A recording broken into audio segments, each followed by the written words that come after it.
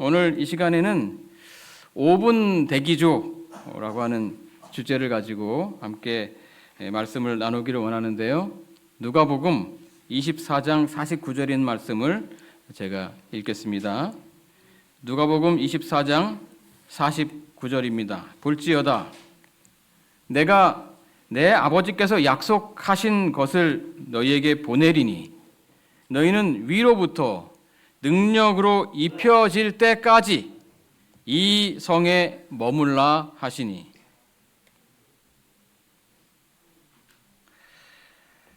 사도행전 1장 4절에 있는 말씀을 한 장 더 읽어드리겠습니다. 사도행전 1장 4절 사도와 함께 모이사 그들에게 분부하여 이르시되 예루살렘을 떠나지 말고 내게서 들은 바 아버지께서 약속하신 것을 기다리라. 언제까지 그 예루살렘 성에 머물라고요?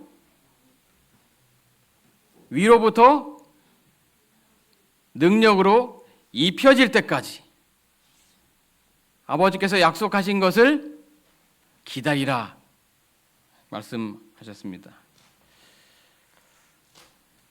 혹시 여러분 5분 대기조를 아십니까? 이들의 역할은 어떤 일이 발생했을 때 초등 상황에 대처하여서 진압하거나 방어하는 임무를 가지고 있습니다. 군대에서는 돌발 상황이나 긴급 상황에 대비해서 5분 이내에 즉각 출동할 수 있도록 항상 준비된 초등 조치 부대가 따로 있고요. 소방대에서는 어떤 대원이든 화재나 구조 상황에서 인명피해를 최소화하기 위하여 언제든 1분 안에 방화복과 장비를 착용하고 소방차에 탑승해서 출발하게 되어 있습니다. 병원에도 5분 대기조라고 할 수 있는 신속 대응팀이 있는데요. 인천국제공항 의료센터는 그런 곳이라고 합니다. 어떤 일이 발생하면, 의료적인 일이 발생하면 언제든지 즉각적으로 대처할 수 있도록 이렇게 준비하고 있다고 그래요.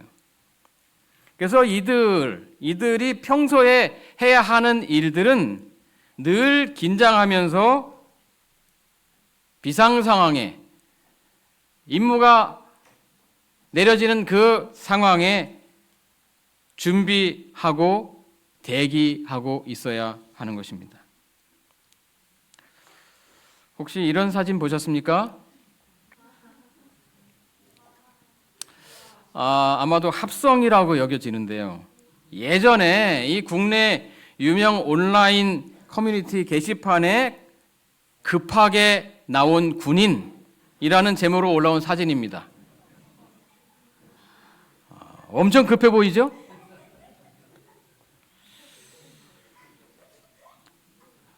예. 초소에서 이 전방을 응시하고 있는 3명의 군인의 모습이 담겨져 있는데요.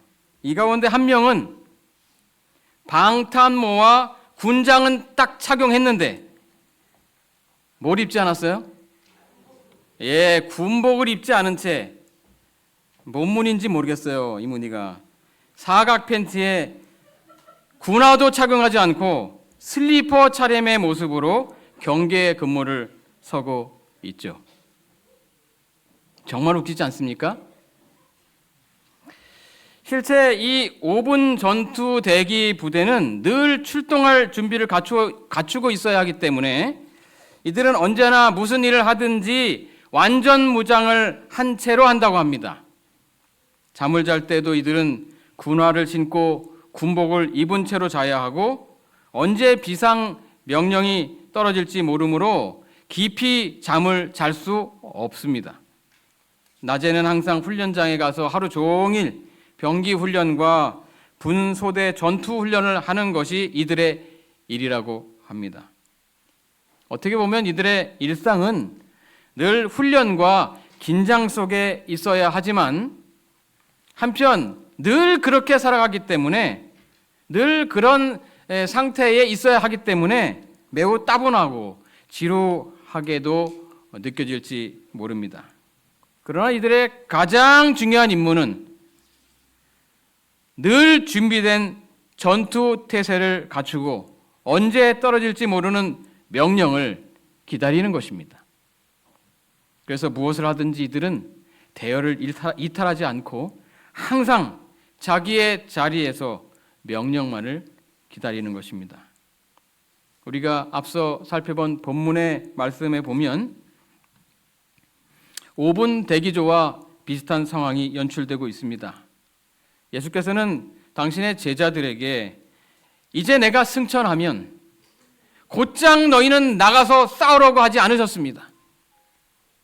너희가 준비되기까지 예루살렘을 떠나지 말고 성령의 능력이 입히기를 기다리라고 말씀하시는 것입니다. 왜요?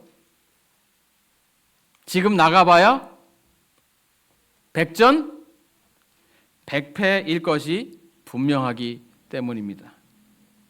전혀 준비가 안 된 상태로 나가면 당연히 이길 수가 없죠. 여기 팬티 차림에 이 군인이 전쟁에 돌입하면 도대체 어떻게 싸울 수 있겠습니까? 총만 있다고 싸우는 것이 아니죠. 급할 때는 이렇게도 싸워야 되겠지만, 그러나 늘 준비된 상태에서 있어야 제대로 싸울 수 있는 것입니다. 왜 이렇게 전도가 안 되는가? 왜 우리는 전투 때마다 아주 열심히 싸우고 준비하고 그러는데 왜 이기지 못할까요? 아직 준비가 안 되었기 때문인 것입니다. 사도행적 31쪽에는 이렇게 기록하고 있습니다. 구주께서는 아무리 논리적이라고 할지라도 논쟁으로는 굳은 마음을 녹이거나 세욕과 이기심의 딱딱한 껍질을 깨뜨리지 못할 것을 아셨다. 구주께서는 제자들이 하늘의 선물을 받아야만 하며 또한 길이요 진리요 생명이신 그분을 아는 산 지식으로 뜨거워진 마음과 감동적인 입술로 선포할 때에만 복음이 효과가 있으리라는 사실을 아셨다. 제자들이 자신들에게 위탁된 사업을 수행하는 일에는 큰 능력이 요구될 것인데 이는 죄악의 조수가 극도로 험하게 그들을 엄습할 것이기 때문이었다. 방심치 않는 단호한 악의 지도자가 흑암의 군대를 지휘하고 있으므로 그리스도를 따르는 자들은 성령을 통하여 하나님께서 주시는 도움을 힘입을 때에만 의를 위하여 싸울 수 있을 것이었다. 하나님의 일은 하늘의 무기로 해야 합니다. 하나님의 일은 뭘로 해야 된다고요? 하늘의 무기로 해야 합니다. 그래서 제자들은 때를 기다려야만 했습니다. 그런 의미에서 그들은 5분 대기조나 다름이 없었습니다. 먼저 성령의 능력을 힘입어서 전투 태세가 갖춰지지 않으면 아무 소용이 없는 것이었습니다. 그러나 그들이 준비되고 성령의 능력을 힘입게 되면 게임은 끝인 것입니다. 그래서 그때까지 그들이 한 일은 간단했습니다. 훈련하는 것입니다. 다 같이 사도행전 1장 14절과 누가복음 24장 52절 53절을 보시겠습니다. 사도행전 1장 14절 여자들과 예수의 어머니 마리아와 예수의 아우들과 더불어 마음을 같이하여 오로지 기도에 힘쓰더라. 누가복음 24장 52절 53절 그들이 그에게 경배하고 큰 기쁨으로 예루살렘에 돌아가 늘 성전에서 하나님을 찬송하니라. 이들이 한 훈련이 무슨 훈련이었습니까? 이들의 일상은 어떤 일상이었어요? 기도 훈련, 말씀 훈련, 찬송 훈련, 그리고 선교를 위한 재조직입니다. 이것을 한마디로 말하면 경건의 연습, 헌신 훈련이라고 할 수 있겠습니다. 이들은 이렇게 매 일상 속에서 성령의 능력을 힘입기 위하여 마음을 같이하고 기도하고 찬송하면서 말씀으로 하나 되었습니다. 시대소망 827쪽에는 이러한 훈련의 중요성을 다음과 같이 기록하고 있습니다. 영과 혼과 몸을 하나님께 구별하여 바치는 자들은 누구나 다 새로운 육체적 능력과 영적 능력을 끊임없이 공급받게 될 것이다. 무진장으로 저축된 하늘의 물품들이 저희 손 안에 있다. 그리스도께서는 당신 자신의 생명의 기식과 생명력을 그들에게 나누어 주신다. 성령은 사람의 마음과 정신 속에 역사하시어 그의 최고의 힘을 발휘하신다. 하나님의 은혜는 그들의 능력을 확대하고 증가시키며 신의 성품의 모든 완전은 저들의 영혼 구원 사업에 도움이 될 것이다. 그들은 그리스도와 협력함으로써 그리스도 안에서 완전하게 되어 저희의 인간적인 연약함을 가지고도 전능하신 하나님의 일을 할 수 있게 된다. 아멘입니까? 아멘입니다. 성령은 우리의 연약함을 넘어서는 능력으로 역사하십니다. 다시 말씀드립니다. 하나님의 일은 하늘의 무기로 해야 합니다. 이제 소그룹 전도회가 이어지는 이제 한 주를 맞게 되는데요. 우리가 우리의 일상을 통해서 사귄 영혼들을 초대해서 또 하나님의 말씀을 나누고 사랑의 교제를 나누고 그렇게 해야 하는 기간이죠. 그러나 그 일을 할 때에 내가 가지고 있는 뭔가를 활용해서만 하려고 하면 잘 안 됩니다. 그 일은 누구의 일입니까? 하나님의 일이죠. 그러므로 하나님의 일은 하늘의 무기로 해야 하는 것입니다. 하늘의 무기를 받기 위하여 성령을 기다리는 그들의 일상은 간단했습니다. 그러한 일들을 하기에 앞서서 기도하고 말씀 보고 찬송하는 것입니다. 이것이 그들이 한 가장 위대하고 중요한 훈련이었습니다. 이것이 그들의 생활이었습니다.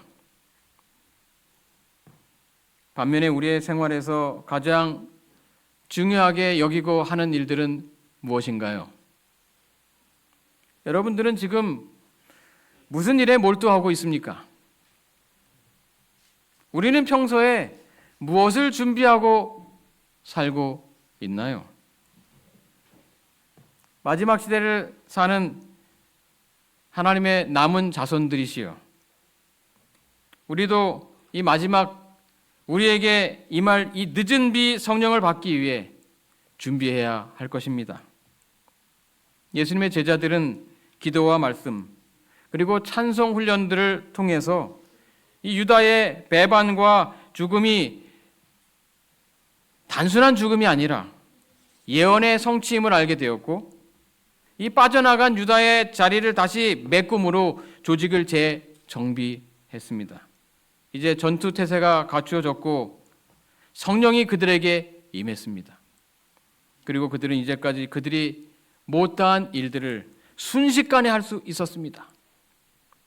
하루에 3,000명씩 회개하고 침례 주는 그러한 일들은 아무나 하는 일이 아닙니다. 사람이 할 수 있는 일이 아니에요.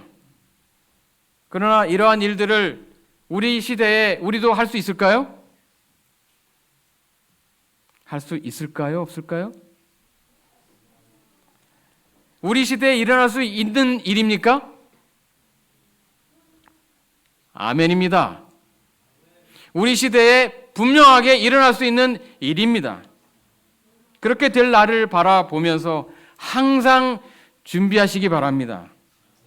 증언보감 3권 211쪽에는 이렇게 기록하고 있습니다.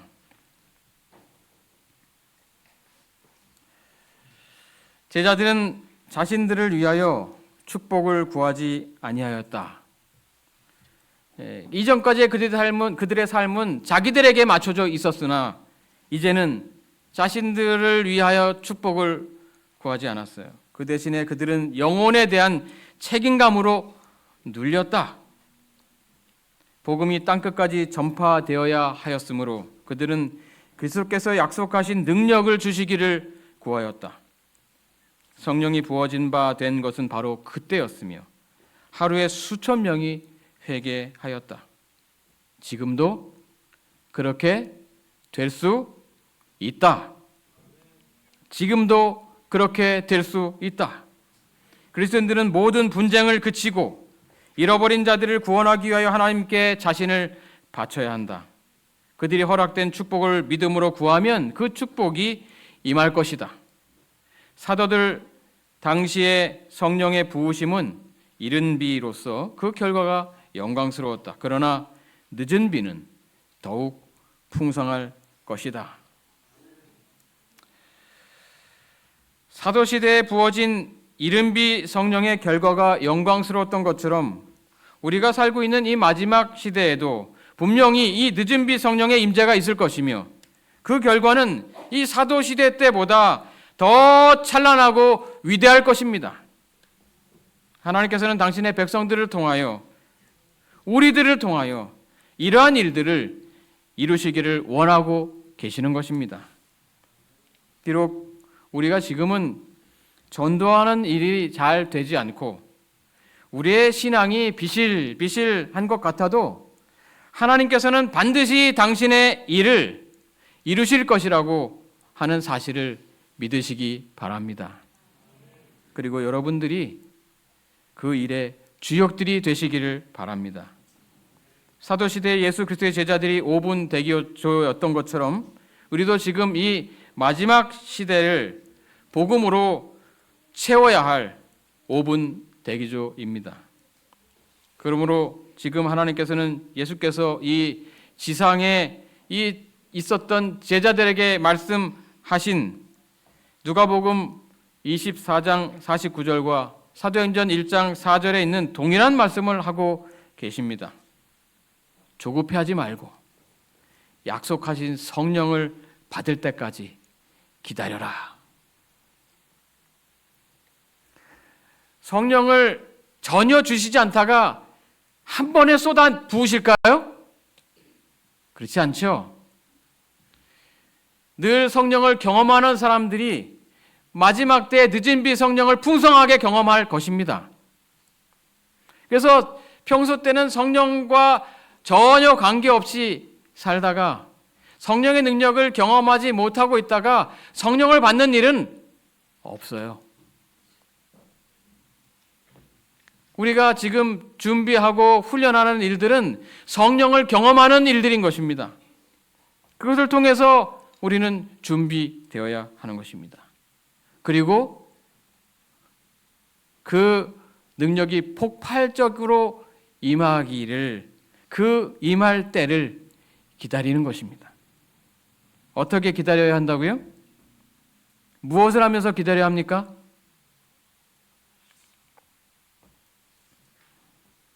왜 우리가 매일 실패하면서도 영혼 하나 구원하지 못하면서도 매 주일마다 화요일, 금요일, 안식일에 교회를 옵니까? 왜 우리가 넘어지고 또 넘어져도 실패하고 또 실패해도 기도하고 말씀을 보고 찬송을 해야만 합니까? 이것이 바로 우리가 준비되기 위한 훈련이라고 하는 것을 기억하시기 바랍니다. 그래서 매 예배 때마다 교회에서 말씀을 듣고 기도하고 찬송하는 것이 그렇게 중요한 것입니다. 매일매일 하나님의 말씀으로 하루를 시작하고 그 말씀을 붙들고 하루를 견뎌나가고 하루에 있는 저희들의 해야 되는 그 모든 일들을 하나님과 함께 하는 그러한 일상을 살아야 하는 것입니다. 공부를 하건 안 하건 간에 학교에 매일 출석하는 것이 중요합니까? 중요해요? 중요하지 않아요? 중요합니다. 왜 중요해요? 예? 법이니까? 학교 가는 법대로 학교를 가요?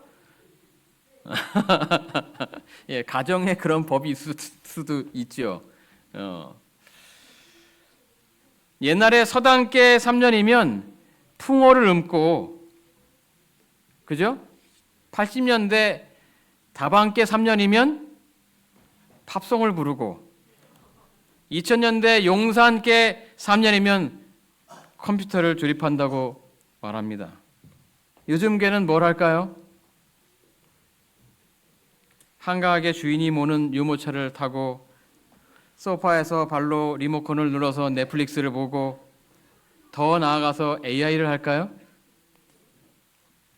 도대체 이게 무슨 뜻입니까? 공부를 하지 않아도 학교에 출석하는 것이 중요한 이유는 어떻게 되든지 간에 학교에 있으면 다른 데 있는 것보다 공부할 확률이, 뭔가를 배울 확률이 높기 때문이죠. 아무래도 주워 듣는 것이 있기 마련이니까요. 그래서 같은 개라도 서당집 개냐 주막집 개냐 하는 거에 따라서 그 결과는 천양지차인 것입니다. 마찬가지로 우리가 예배 때마다 이 교회에 와서 예배에 참석하는 이유가 중요한 것은 우리가 어떤 일에 젖어 있는가에 따라서 장차 우리가 무엇을 할 수 있는가가 결정되기 때문인 것입니다. 지금 우리가 무엇을 준비하고 있느냐에 따라서 하나님께서 우리를 어떻게 쓰실 것인지를 결정할 것이기 때문인 것입니다. 때로는 교회 일에도 5분 대기조가 필요합니다. 주로 교회에서 5분 대기조다 하면 누굴까요? 목회자들이 보통 그 일들을 하지만 교인들 중에서도 5분 대기조가 있으면 정말 큰 힘이 되죠. 교회에서는 늘 새로운 일들이 일어나고 빈자리가 나고 또 누군가가 그 일을 대신해야 하는 경우들이 생기는 법이라서 매 순간 아주 빠르게 행동에 옮기는 재치 있는 사람이 필요한 것입니다. 교회에 처음 온 사람을 안내해서 쉽게 친교를 나눌 수 있도록 이끌어주는 사람, 안내나 헌금 집사님이 결석했을 때 얼른 그 자리를 대신하고, 또 교회 내에 쓰레기가 보일 때 남이 볼세라 얼른 줍고, 또 서로 간에 관계가 나빠진 사람들을 그 관계를 속히 화해시켜주고, 목회자의 방문 동행 요청이 있을 때 금방 응하는 등의 여차하면 뛰어나가는 5분 대기조가 필요한 것입니다. 그런 분들이 있는 교회는 성장하는 것입니다. 그런데 이 일을 누가 할까요? 누가 이 5분 대기조가 될까요? 누가 이 귀찮고 신경 쓰이는 일들을 감당할까요? 때로는 설친다고 욕을 먹을지도 모르는 이 5분 대기조의 일을 누가 맡아서 할까요? 누가 하나님의 음성에 즉시 순종할 수 있을까요? 우리 주가동교회 함께 계시는 우리 성도들 하나하나가 내가 바로 5분 대기조다 하는 마음으로 준비하시고 내가 5분 대기조로 그렇게 있으리라고 결심하시고 그 역할들을 잘 감당하실 수 있게 되기를 바랍니다. 구약성경 이사야서를 읽으면서 우리가 받는 도전은 하나님께서 보낼 만한 자를 찾고 부르실 때 망설임 없이 선뜻 대답하고 나선 이 이사야 선지자의 용기와 자신감 그리고 그 헌신과 결단의 모습을 오늘날 우리들도 보일 수 있겠는가 하는 문제인 것입니다. 이사야서의 장면이 이렇게 펼쳐지죠. 그때 나는 주님께서 말씀하시는 음성을 들었다. 내가 누구를 보낼까? 누가 우리를 대신하여 갈 것인가? 내가 아뢰었다. 제가 여기 있습니다. 저를 보내어 주십시오. 억지로 등 떠밀려서 나가는 것이 아니라 스스로 조용하게 겸손하게 제가 하겠습니다. 저에게 맡겨 주십시오. 하고 외치는 모습이 멋지지 않습니까? 그런데 중요한 것은 이러한 상황이 그냥 아무런 준비 없이 그냥 감정적으로 이루어지는 것이 아니라는 점입니다. 왜냐하면 하나님께서는 미리 준비된 사람을 쓰시기 때문입니다. 미리 그 사람을 쓰시기 전에 준비시키는 여러 가지 과정을 겪게 하시는 것입니다. 인격적으로나 영적으로나 실력 면으로나 어느 한 부분이라도 제대로 준비한 사람들을 하나님께서 부르셔서 그분의 사역에 동참시키는 것은 성경이 두루두루 증거하고 있는 사실인 것입니다. 평소에 영어 공부를 열심히 한 사람이 어쩌다가 외국인과 맞닥뜨려도 자신 있게 길 안내를 할 수 있고 평소에 자기 목 관리를 철저하게 해온 성악가라야 언제 어디서든지 갑작스럽게 특별 찬양 요청을 받아도 잘 감당할 수 있으며 자기가 맡은 분야에서 전문가로서 인정받으면서 열심히 노력하는 사람에게 기회가 오는 것입니다. 하나님의 음성을 들었을 때 이 이사야가 괜스레 객기를 부리면서 겁도 없이 뛰어나갔겠습니까? 성경학자에 따르면 남쪽 유다 왕국의 왕족 출신이었던 이사야 선지자는 높은 학문과 교양을 지닌 사람으로서 당시 국제 정치의 역학 구조는 물론 이 역사 발전의 방향을 정확하게 꿰고 있었던 영감의 소유자로 평가합니다. 그는 여호와는 나의 구원이시라고 하는 그 뜻의 이름값을 하면서 말 그대로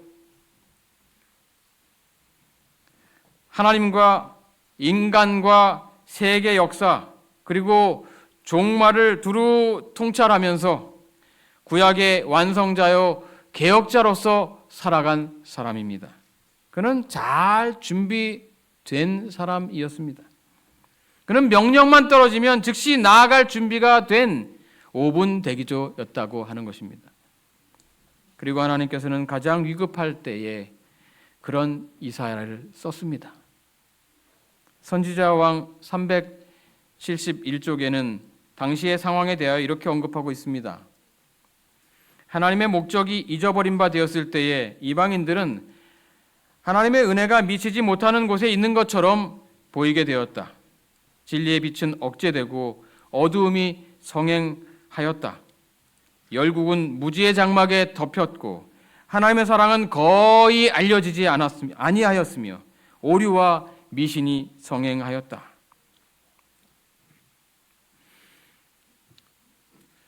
나라가 멸망해가는 그러한 시기, 이사야는 선지자로서 부르심을 받았을 때 그런 암울한 상황이었음에도 불구하고 실망하지 않았습니다.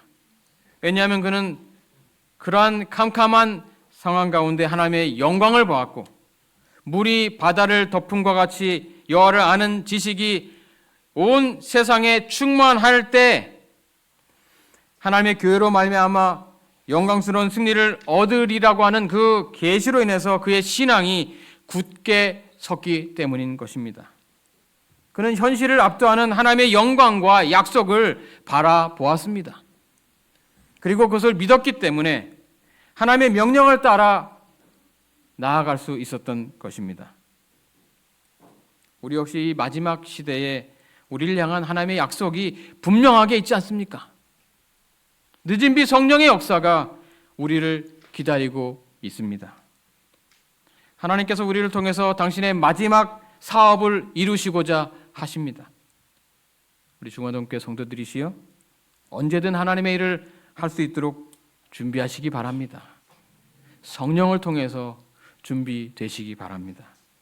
옥사에게 보내는 거면 509쪽에는 이렇게 기록하고 있습니다. 그러므로 우리는 간청하는 일을 등한히 해서는 안 된다. 우리는 섭리의 일상적인 역사하심에 내어 맡겨서는 안 된다. 우리는 하나님께서 생명수의 샘을 열어주시기를 기도드려야 한다. 또한 우리는 친히 생수를 받아야 한다. 통회하는 심령으로 늦은 비의 시기인 지금 은혜의 소나기가 우리 위에 내리기를 아주 열렬하게 기도드리자.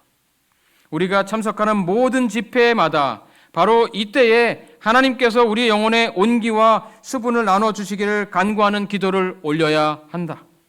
우리가 하나님께 성령을 구할 때 그것은 우리 안에 온유하고 겸손한 마음, 완성시키는 늦은 비를 위하여 하나님께 의식적으로 의지하는 일 등을 이루어 낼 것이다.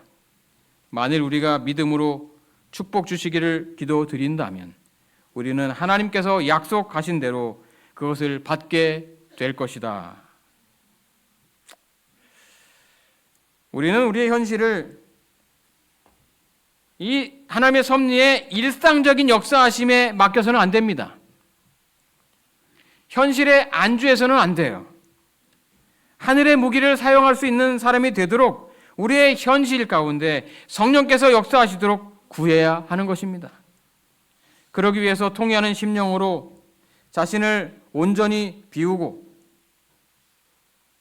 또 성령의 역사를 간절히 구하는 마음으로 모든 집회에 참석해야 합니다.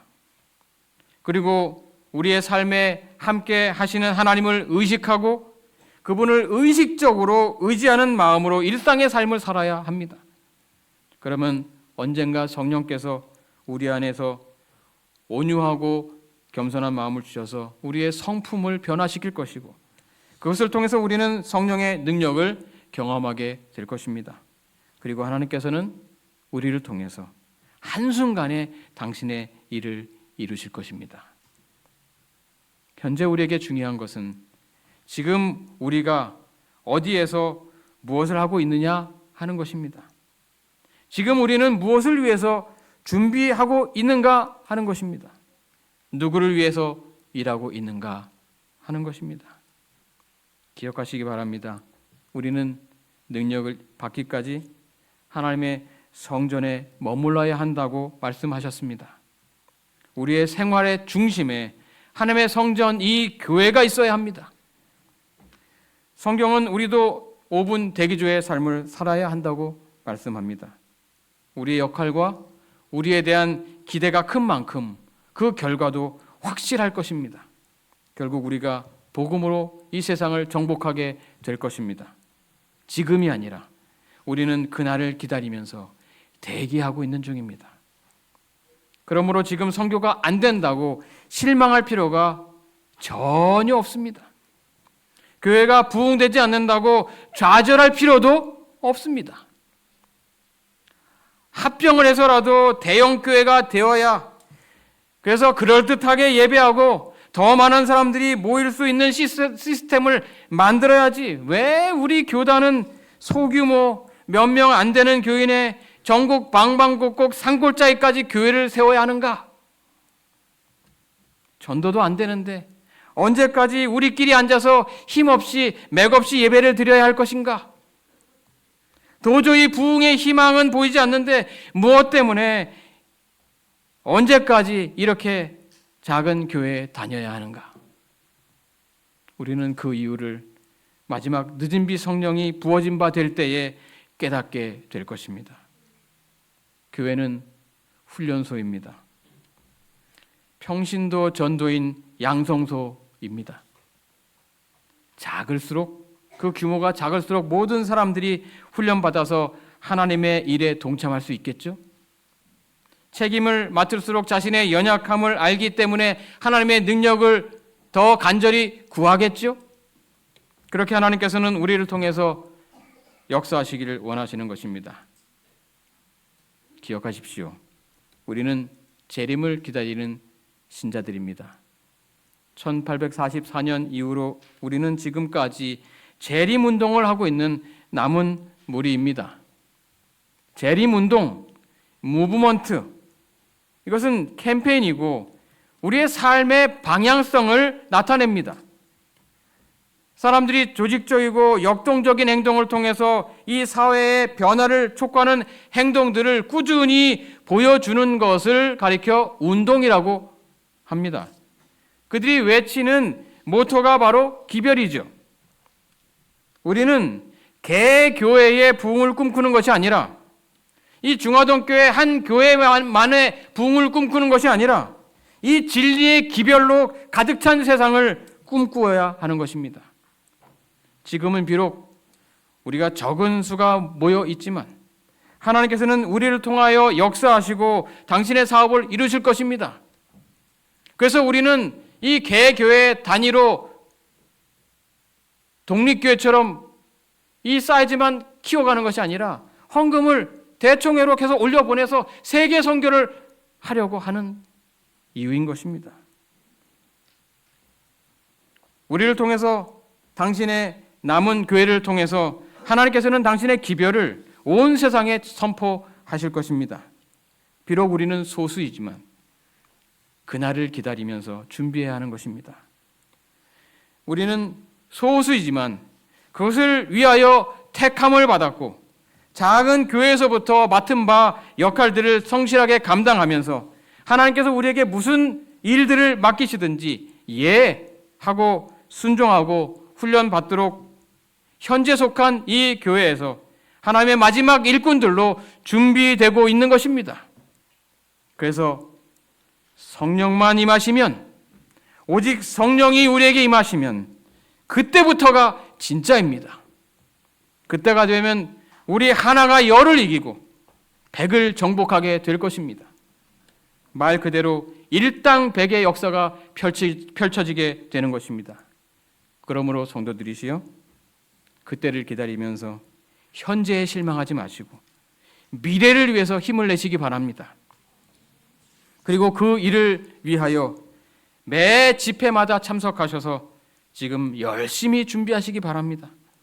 하나님의 말씀을 연구하고 기도하면서 하나님을 찬송하는 생활을 지속하시기 바랍니다. 그리고 되든지 안 되든지 영혼에게 복음을 전하는 훈련도 하시기 바랍니다. 지금을 위한 것이 아니라 미래를 위한 준비인 것입니다. 이것이 늦은 비 성령 시대를 위한 우리의 준비인 것입니다. 우리 중화동교회 모든 성도들이 아주 작은 일에서부터 착실하고 철저하게 준비되므로 언제든지 하나님께서 맡기시는 소명을 다 하시다가 때가 되면 우리 주님의 오심을 크게 선포하는 세천사들이 되기를 바라면서 말씀을 마치겠습니다.